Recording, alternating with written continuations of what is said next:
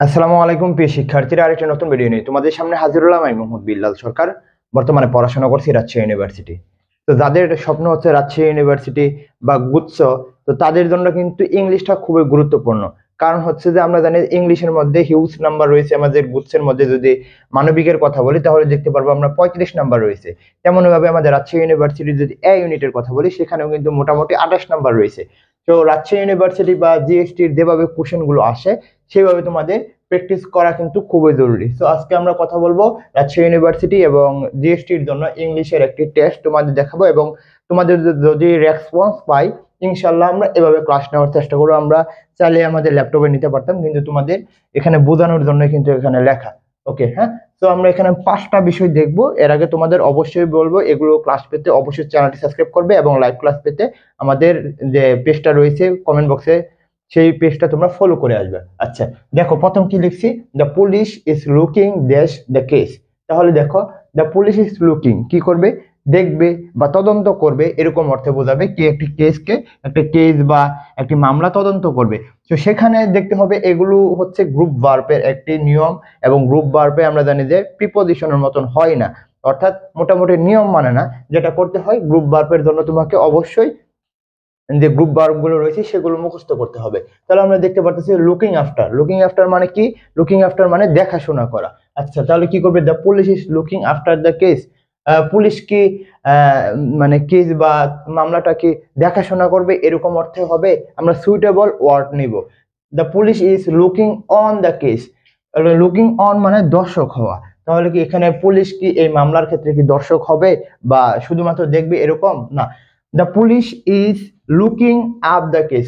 Look up মানে কি? Look up মানে আমরা জানি যে লুক আপ মানে কোনো কিছু অভিধান থেকে খোঁজা, অর্থাৎ তুমি যখন ডিকশনারি থেকে কোনো কিছু খোঁজো তখন আমরা কিন্তু লুক আপ ব্যবহৃত করি। তাহলে তো খোঁজা অর্থ হবে না, তাহলে কি হবে? The police is looking there the case. Looking into মানে তদন্ত করা।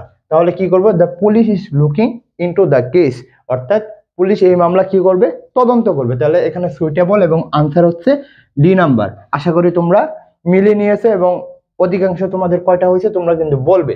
ওকে, 2 নম্বরে চলে যাই। কি বলছে, the man died dash dash over eating. তাহলে একটা মানুষ কি হয়েছে, মারা গিয়েছিল মানে বেশি খেয়ে। তাহলে কিভাবে, কোনো কারণে যখন মারা যায় তখন আমাদের কি হয়?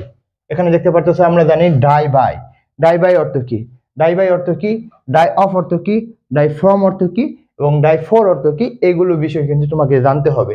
আচ্ছা, তাহলে তোমরা বলো তাহলে কোনটা হবে।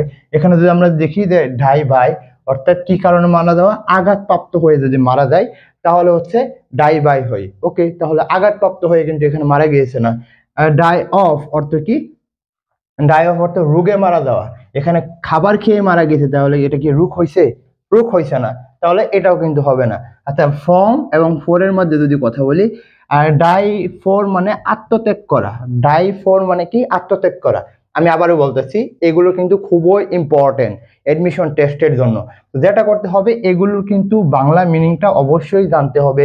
অর্থাৎ ডাই বাই অর্থ কি, ডাই অফ অর্থ কি, ডাই ফর অর্থ কি, ডাই ফ্রম অর্থ কি, এগুলো কিন্তু তোমাদের জানতে হবে। এবং এই জানার জন্য কিন্তু আমাদের তোমরা কোর্স করতে পারো। আমাদের সিঙ্গেল ভাবে তোমরা জিএসটির জন্য কোর্স করতে পারো বা রাজশাহী ইউনিভার্সিটির জন্য কোর্স করতে পারো। আমাদের কিন্তু বাংলা, ইংলিশ এবং জিকের উপরে কোর্স চলতেছে, এবং তোমরা কিন্তু নতুন বেসে ভর্তি হতে পারবে। এখানে কিন্তু অনেকজন অনেক টাকা রাখবে, কিন্তু আমরা সবেমাত্র 750 টাকা কিন্তু আমরা জিএসটি এবং আরইউ এর বেসের কোর্সটা রাখা হয়েছে। হ্যাঁ, আর যারা এই 750 টাকার মধ্যে ভর্তি হবে তারা কিন্তু এক্সাম বেসে ভর্তি হতে পারবে, বাংলা, ইংলিশ এবং জিকে এটার মধ্যে কম্বাইন। বা শুধুমাত্র এক্সাম বেসে যারা ভর্তি হবে তারা শুধুমাত্র তোমরা এখানে 199 টাকা দিয়ে কিন্তু এখানে ভর্তি হতে পারবা। ওকে, পরে দেখো পরের যে নিয়মটা, the patient will come dash সন।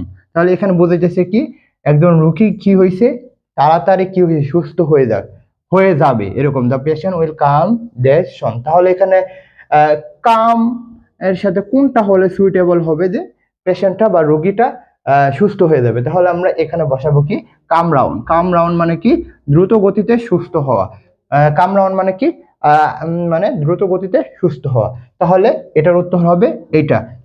পরে হচ্ছে কি, পাস অ্যাওয়ে মানে কি, পাস অ্যাওয়ে মানে কি, পাস অ্যাওয়ে মানে মারা যাওয়া। তাহলে মারা যাওয়া অর্থে এখানে কোনটা বোঝাবে, ডাই, কাম ক্রস গো, গো অর্থ যাওয়া, কাম অর্থ আসা, ক্রস মানে অতিক্রম করা, তাহলে ডাই অর্থ মারা যাওয়া। অর্থাৎ এগুলো তোমরা কিভাবে পড়বে আমাদের বেসিক সম্পর্কে তোমরা জানতে পারো কমেন্ট বক্সে যে হোয়াটসঅ্যাপ নাম্বারটা রয়েছে ওইখানে যোগাযোগ করো। এবং আমাদের এই ক্লাসগুলো নিব আমরা, যে আমাদের বেসের ক্লাসগুলো কিন্তু আমাদের ল্যাপটপে হয়, হ্যাঁ। তো এখানে কিন্তু আমরা পড়াবো তোমাদের। তো আশা করি ক্লাসটা তোমাদের কিরকম লাগছে অবশ্যই তোমাদের কমেন্ট বক্সে জানাবা। যারা ইউটিউব থেকে দেখবে এখানে সাবস্ক্রাইব করবা, আর যারা পেজ থেকে দেখবা তারা কিন্তু অবশ্যই ফলো দিবে এবং শেয়ার দিবে। তো আশা করি বোঝাতে পারছি। তোমাদের জন্য শুভকামনা। আসসালামু আলাইকুম।